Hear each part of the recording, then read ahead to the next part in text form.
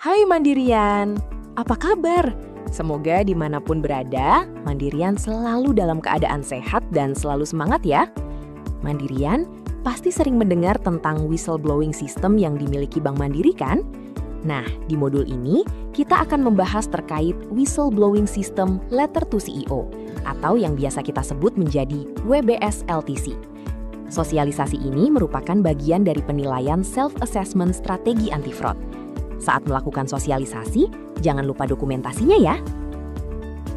Dalam rangka pengungkapan tindakan pelanggaran atau perbuatan melawan hukum, indikasi fraud, pelanggaran code of conduct, business ethics, respectful workplace policy, atau pelanggaran implementasi ketentuan kepegawaian yang dilakukan oleh pegawai bank dan dapat merugikan bank maupun pihak yang berkepentingan terhadap bank, Bank telah menyediakan media pelaporan pengaduan pelanggaran kepada CEO Bank Mandiri yang dinamakan WBS LTC. Nah, berikut adalah roadmap WBS LTC. Pertama kali, WBS LTC diimplementasikan pada tahun 2009 dengan kriteria sebagai berikut. 1. Harus ada identitas pelapor. 2. Hanya untuk pegawai. 3. Media hanya melalui surat, email, dan SMS. 4. Dikelola oleh pihak internal.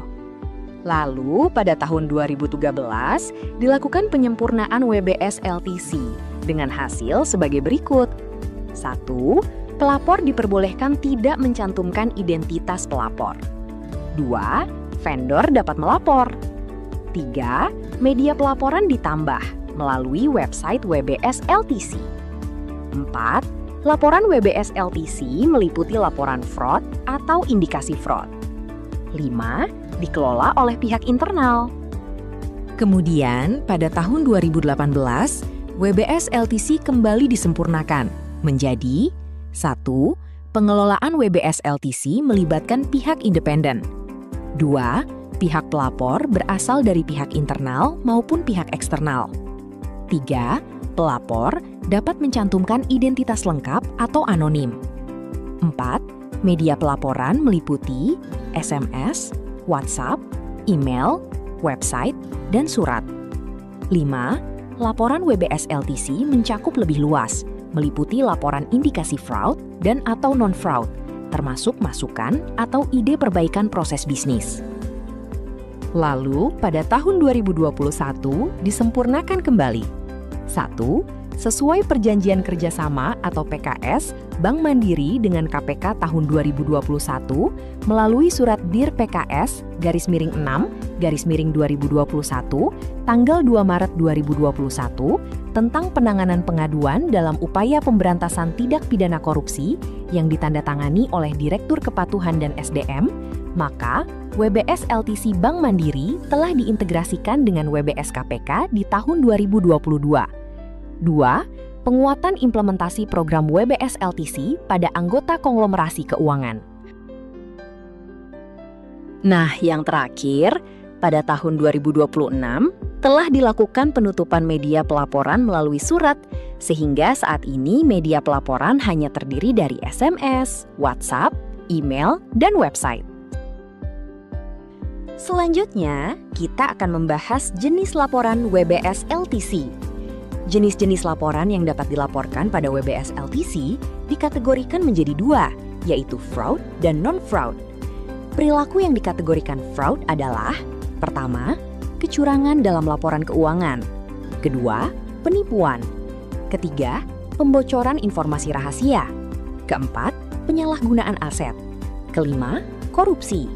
Keenam, tindakan lain yang dapat dipersamakan dengan fraud. Lalu, perilaku yang dikategorikan non-fraud adalah pelanggaran yang dilakukan terhadap 1. Code of Conduct. 2. Business Ethics. 3. Respectful Workplace Policy atau RWP. 4. Implementasi ketentuan kepegawaian. Selain itu, laporan WBS LTC juga harus dilengkapi dengan dokumen dan bukti pendukung, didasari dengan itikat baik, tidak bertujuan untuk kepentingan pribadi, fitnah, balas dendam, pencemaran nama baik, dan sara, serta bertujuan meningkatkan reputasi dan juga kinerja bank. Terakhir, yaitu mengenai mekanisme WBS LTC.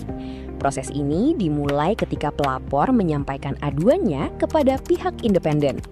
Untuk menjamin aksesibilitas dan kenyamanan, pelapor diberikan kebebasan memilih media yang paling sesuai, baik itu melalui website, email, maupun jalur cepat seperti WhatsApp atau SMS. Berikut poin-poin mekanismenya. 1. Pihak independen akan meminta informasi, dokumen, atau bukti pendukung kepada pelapor bila pelaporan belum memenuhi prinsip 4W1H. Kemudian, pelapor melengkapi informasi yang diminta pihak independen. 2. Pihak independen menyampaikan laporan WBS LTC kepada Compliance Group. 3. Compliance Group menganalisa laporan WBS LTC sesuai klasifikasi jenis laporan. Apabila isi laporan WBS LTC termasuk jenis laporan non-fraud berupa pelanggaran RWP atau ketentuan kepegawaian, maka laporan disampaikan kepada Human Capital Engagement Outsource Management Group.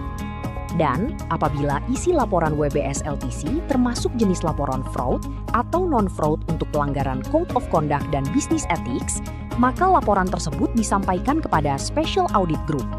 Lalu, apabila laporan berupa masukan, ide, gagasan bagi proses bisnis bank, maka laporan diteruskan kepada unit kerja terkait.